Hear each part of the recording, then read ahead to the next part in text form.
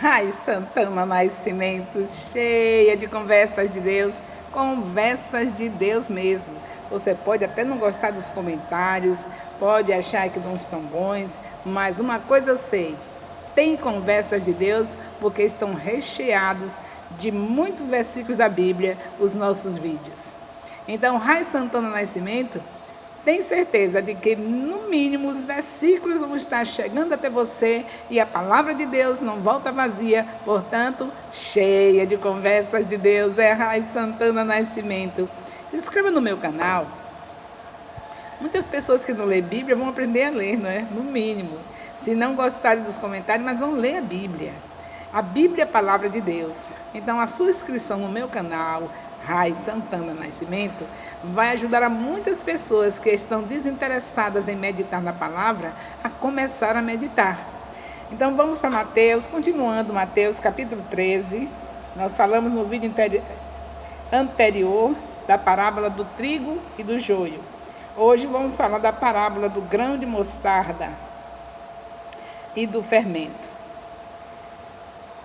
É Mateus 13, a partir do versículo 31, que diz assim: outra parábola lhes propôs, dizendo: o reino dos céus é semelhante ao grão de mostarda, que o homem, pegando dele, se semeou no seu campo, o qual é realmente a mais pequena de todas as sementes. O grão de mostarda é a menor de todas as sementes. Mas, crescendo, é maior das plantas e faz-se uma árvore, de sorte que vêm as aves dos céus e se aninham nos seus ramos. Então, o Senhor está falando a dimensão, como é o reino dos céus. O grão de mostarda é a menor semente que existe, mas quando ela cresce, se torna uma árvore que dá sombra para todos que vierem até ela. Então é assim o reino dos céus. Estreito o caminho, não é verdade? Então, se é estreito, é claro que se torna menor, que ninguém quer passar pela porta estreita. Nós não queremos estar naquela dimensão de Lucas 9, de 23 a 25, renunciando a nós mesmos, pegando a nossa cruz e seguindo. A gente não consegue, não quer tentar fazer isso, porque a capacitação já está em nós, que é o Espírito Santo que o Senhor nos enviou. Se você recebeu Jesus, você já tem o Espírito Santo. Então você já está capacitado para se negar a si mesmo, carregar a sua cruz e seguir a Jesus. Mas infelizmente nós estamos tendo dificuldades, muita gente se negando a querer se negar. A gente está se negando a querer nos negar e carregar a cruz. E é por isso que o reino dos céus parece pequeno, não é? É minoria. A porta é estreita, só passa quem é magro. Então a gente está gordo de pecados, uma gordura imensa de orgulho. Meu Deus do céu, como nós somos orgulhosos, não é? Nos achamos alguma coisa na vida. Então, impede. O que mais impede de você passar na porta se você está gordinho de orgulho? Pronto, está difícil. O orgulho é um dos maiores danos na vida do ser humano. Então é bom que você se quebrante. É bom que eu e você, nós, estejamos quebrantados. Reconhecer que não somos nada. Nada vezes nada. Cada dia eu fico mais convencida que não sou nada. Graças a Deus. A única coisa que eu tinha assim, mais achava que tinha sido muito bom, a criação dos meus filhos, eu me achava, não é? Eu sou conselheira de casais, de famílias, e eu me achava assim alguém muito importante na área da família, por ter um casamento onde o leito é sem mácula, Hebreus 13, 4, por ter filhos que estão bem-sucedidos, eu me achando, né? Achando que eu estava mesmo uma beleza. Ai, meu Deus, como é lindo quando Deus é lindo demais. Eu amo esse Deus, que Ele deixa tudo claro, nada fica oculto. Aí eu fui descobrindo agora aos 72 anos que os meus filhos não foram bem criados, que eu não criei como deveria criar. Até a idade de criança era culto doméstico, todos os dias, eles tinham o ensino da Bíblia todos os dias. Na nossa casa não tinha nenhuma música que não fosse música evangélica, não tinha programação de TV que não fosse programação evangélica. Naquele tempo era bem escassa, não era como hoje, mas mesmo assim a gente ficava selecionando os tipos de programas da TV. Eu me achando, né? Porque sentei na mesa para ensinar o beabá dos meus filhos, reforço escolar, era comigo mesmo. A minha primeira filha aprendeu, foi alfabetizada, sentando na mesa comigo, naquela vida de pobreza. Se você tem acompanhado os meus vídeos, se não acompanhou, vai para lá, para o primeiro vídeo de histórias impactantes e vem acompanhando para você saber direitinho o que eu estou falando. Então, naquela casa pobre, onde a avenida era para todos, eu sentava na mesa com as crianças do bairro que eu estava ensinando para poder ajudar o meu marido no leite, no pão de cada dia. E ali junto comigo, a minha filha mais velha foi alfabetizada de tal maneira que ela, com 5 anos, já sabia ler corretamente. E eu digo corretamente, isso é relativo, né? Dentro da idade dela estava corretamente. E foi muita bênção para a minha vida ver a minha filha dentro da minha casa, sem eu precisar deixá-la com babá, sem ninguém, sem estar ninguém cuidando dela, sendo eu mesma. No período que eu tive que deixar, deixei com minhas irmãs, pessoas da minha confiança, que cuidou como mãe, até hoje é considerada como mãe. Minhas irmãs são consideradas como mães dos meus filhos, porque cuidaram bem de mim no período que eu resolvi trabalhar fora de casa, que foi um dano terrível, mesmo sendo minhas irmãs, mas foi um dano terrível, né? Porque a gente sabe que mãe ninguém substitui, mas em comparação a ter deixado com pessoas estranhas, que seria muito pior. E eram minhas irmãs que me abençoaram cuidando de meus filhos, que hoje são a segunda mãe deles. Eu achei que tinha sido uma mãe muito legal, né? Porque passei por toda a pobreza, não deixei o filho na mão de ninguém. Tive sugestão para deixar na mão da minha sogra, nunca deixei. Minha mãe, eu não tinha mãe, mas tinha uma sogra boa que podia ter deixado minha primeira filha para trabalhar, não deixei. Então eu achava que eu estava maravilha, mas graças a Deus o Senhor quebrou o meu orgulho. Hoje eu me deparo diante de filhos que estão realmente se revelando, mostrando que realmente eu não tive nada a ver com o que eles são hoje. Se eles hoje são doutores, se eles hoje estão assim, tão entendidos de assuntos, tanto assuntos religiosos como assuntos seculares, é porque eles conseguiram sozinhos isso. Eu não tive influência nenhuma no que foi bom na vida deles. Tive influência somente no que foi mal, e não foram poucas as coisas que eu fui mal. Está declarado diante de tudo e de todos que realmente eu fui uma péssima mãe. E aí eu não tenho mais problema com isso, porque minha vida é tudo, não tem nada camuflado. E aqui eu estou dizendo para vocês como é estreito o reino dos céus. É estreito, e por isso que a semente menor, que é da mostarda, ela parece nada, mas depois fica uma árvore tão grande que dá sombra para todos. Assim é o reino dos céus. Tem pessoas no meu nível que não é nada, que causou dano à sua família, foi uma péssima mãe. Oh, glória a Deus, mas o meu Deus é bom. O importante é saber que eu nunca esqueci que meu Deus é bom. E nunca deixei de falar para eles que o bom era Deus. Isso eles sabem que foi, sempre falei. Quem é bom é Deus. Pode uma mãe esquecer do filho que gerou no seu ventre. Lá em Isaías 49:15 fala isso. A mãe pode esquecer, que é o meu caso. Eu esqueci dos filhos. A partir do momento que saiu da fase infantil, eu esqueci dos filhos. E aí, já está registrado na Bíblia que uma mãe pode fazer isso. Então aconteceu. Mas Deus não esqueceu dos meus filhos. Então o reino de Deus é assim estreito. Uma líder, uma mulher de multidões, no estreito, não é? Revendo seus conceitos e valores. E assim, tão pequeno, né? Algo tão pequeno que não sei, né? Nem definir. o orgulho sendo quebrado, aquela mulher que pensava que tinha criado bem os seus filhos, já descobriu que criou pessimamente. Mas eu estou aqui na consciência de que esse reino de Deus, que é do tamanho de um grão de mostarda, eu estou aqui na consciência de que eu, que sou nada no reino de Deus, e muitos que estão considerando-se como eu, como o apóstolo Paulo, que dizia, o bem que quero fazer não faço, mas o mal que eu não quero, isso eu faço.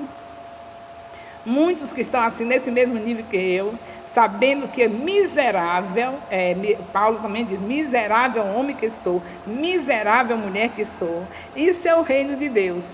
Pessoas desse tipo, que Deus pega, como Paulo, assassino de cristãos, e pega e faz andar fazendo a pregação da palavra dele, mostrando que ele é. Paulo, eu sou muito paulina, Paulo não deixou nada escondido. Mostrou, miserável homem que sou. Mas ele dizia o tempo todo, mas o meu Senhor é grande. Jesus é grande. Então, não importa se o pregador está enfermo, se a semente é boa, você não vai comer, não é o pregador, você vai comer a semente. A palavra é boa. Então, eu sou essa pessoa que realmente, a menor das menores, a miserável das miseráveis, que depois de pensar que tinha criado os filhos muito bem, descobriu que todos eles estão certos de que eu fui a pior das piores, que abandonei-os, coisa séria. E eu não tenho nem problema com isso, porque eu toda a vida soube que meu Deus é bom. É bom, por isso que eu estou aqui, para mostrar que o reino de Deus é isso, é um nadinha. Olha o que é que tem no reino de Deus, uma mulher que achava que estava abafando e descobre, aos seus 72 anos, que não é digna de estar como uma mãe que se mostra como cumpridora do seu dever. É interessante que a gente fica até achando que está abafando, porque de repente os filhos se contradizem, não é? Não ensinei nada, não fiz nada, fui péssima, mas sempre tem um no meio que diz assim, você quer ensinar os seus netos?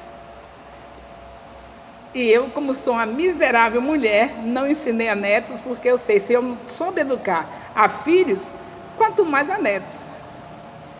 Então, o reino de Deus tem pessoas desse tipo como eu, que depois dos 70 fica consciente que não soube criar família, e que quando um filho se revelou, se achando assim, vou dar uma chance para ela, ver se ela agora melhora, ela toma conta dos netos.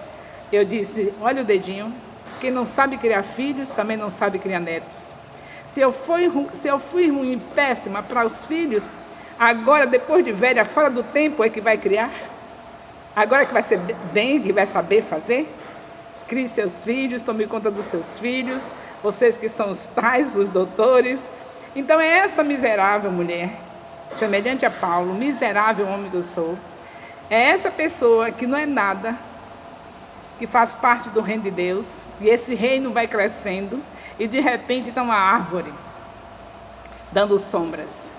Porque a soma das minhas fragilidades aperfeiçoa o Senhor, o seu poder nelas. O Senhor aperfeiçoa o poder dele na soma das minhas fragilidades.